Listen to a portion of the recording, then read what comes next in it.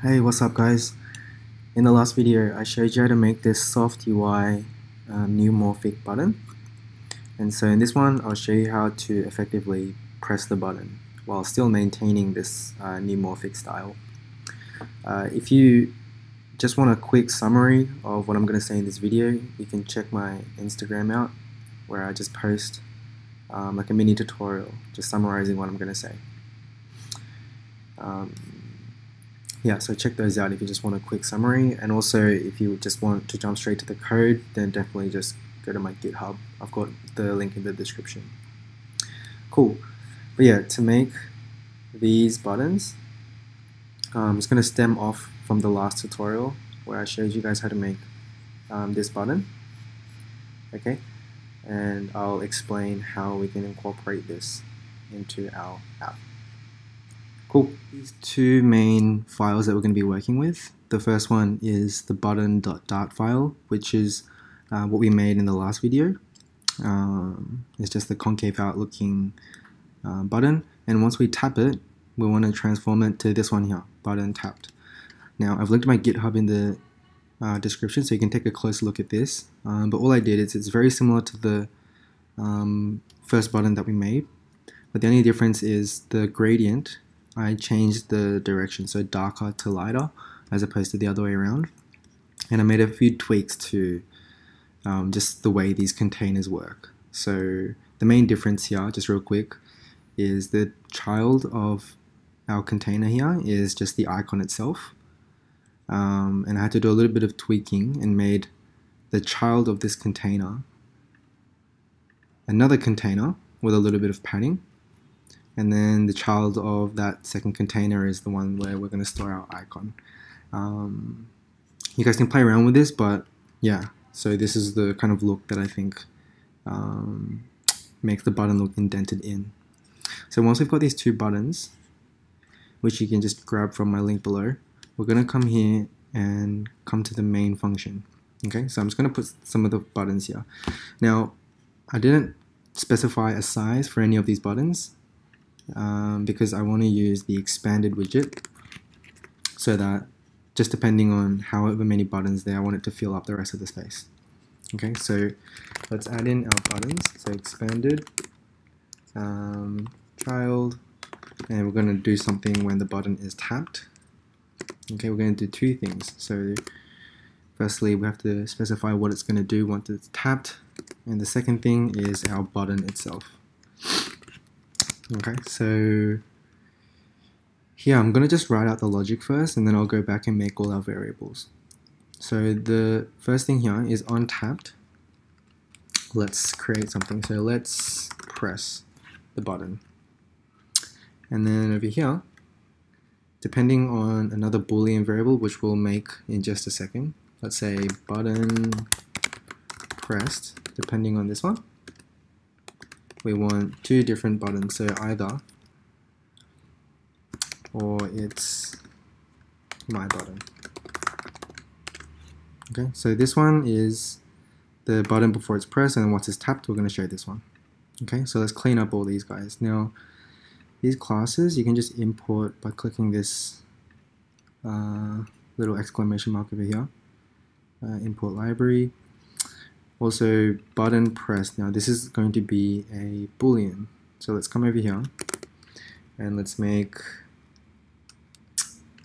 Boolean button pressed, and I'm going to set it to false for now. Also, we need to address this let's press function. So void let's press. Once this is made, we're going to do something. Okay, so we're going to set the state. And once it's pressed, if this button is pressed, then what I want it to do is I want it to be the opposite of what it is, right? So if it's false and you press it, then it's going to be true, okay? And it's going to keep cycling back and forth. Okay, we're going to have to adjust this later, but let's just do it for one button. Now the other thing I have in these button classes is I have to specify an icon. Okay, so this is just an icon of your choice. I'm gonna say, so for icon, let's say icon, the first one, let's do home. icons home. Okay, and the same thing over here. Okay, so if I just control save, yep, okay, now there's our little button over here. Now we're going to add a few more of these guys. Now I'm going to have to make some adjustments. So here, I'm going to come over here and add 4 buttons. Yeah, let's add 4 buttons. So I'm going to call this 1, 2, 3, 4. I'm going to say let's press 1, pressed 1. I'm going to set this to true. Now since we have 4 buttons, what we want is, if the first button is pressed, we want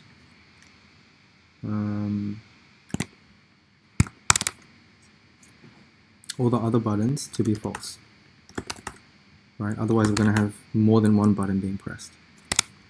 Okay, so let's just make a few more of these ones.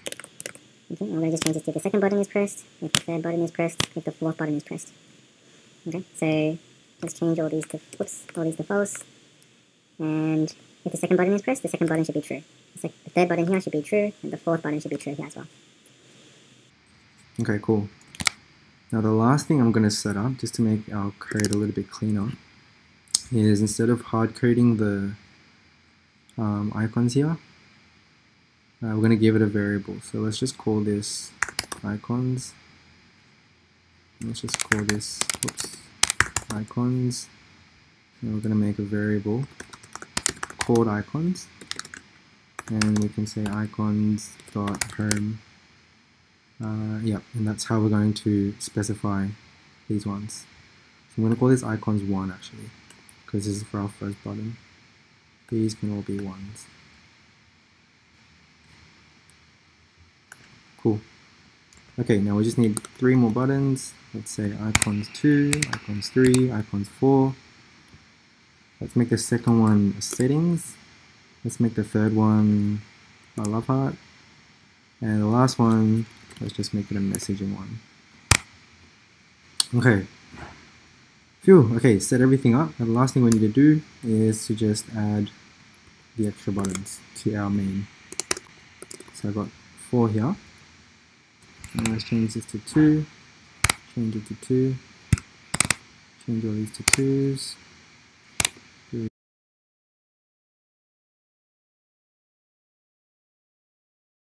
And if we control save, yay, here are all our buttons. Now, hopefully if we press them, they're going to work. Yep, there we go. So now